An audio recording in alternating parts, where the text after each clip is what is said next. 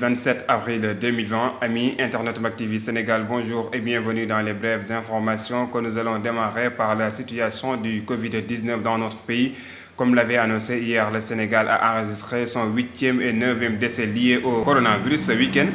Il s'agit d'un homme âgé de 88 ans qui est décédé chez lui samedi dernier à Thiès et qui a été amené dans le district sanitaire de la localité où il a suivi des examens révélant qu'il était porteur du Covid-19. Et l'autre est une dame âgée de 60 ans décédée dimanche soir à Touba lors de son transfert au centre épidémiologie de Touba. Dans la même journée, le porte-parole du ministère de la Santé et de l'Action sociale avait déclaré 57 nouveaux cas testés positifs sur 579 tests effectués.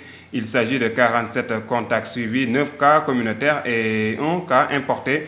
Toutefois, le docteur Ali Ouswali Diouf a déclaré la guérison de 7 patients. À ce jour, donc, 671 cas ont été recensés ici au Sénégal, dont 283 guéris, 9 décès, 1 évacué et 380 sous traitement. Longtemps attendu par les Sénégalais, la distribution de l'aide alimentaire destinée aux familles vulnérables commencera dès demain, c'est-à-dire mardi. Plus d'1 million de personnes recensées dans tout le territoire national vont en bénéficier. Cette aide alimentaire, pour rappel, de 69 milliards venant de l'État du Sénégal, vise à aider les ménages pour faire face aux impacts économiques liés au coronavirus.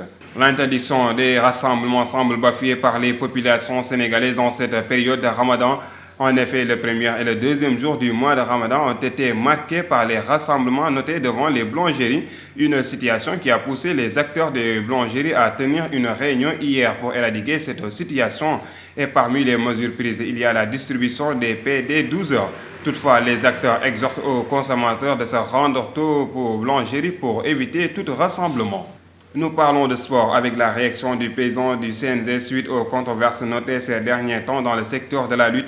Dr Alioune Sarr ne semble pas effrayé par le comportement de certains lutteurs car invité du grand jury hier de la RFM, le président du CNG fait savoir qu'il n'envisage pas de démissionner tant que les autorités lui feront confiance. Interrogé sur la sanction des arbitres, Alioune Sarr précise qu'il n'a aucun compte à régler avec qui que ce soit. Et nous terminons avec le cambriolage qui s'est tenu à Bunkiling en Casamance. Les malfaiteurs ont entré dans le SEM de Faoun et ont foncé dans la salle informatique construite récemment dans le cadre d'un projet d'amélioration de l'éducation de base en Casamance. Les malfaiteurs ont emporté un important matériel d'informatique mais aussi d'autres matériels, notamment les panneaux solaires.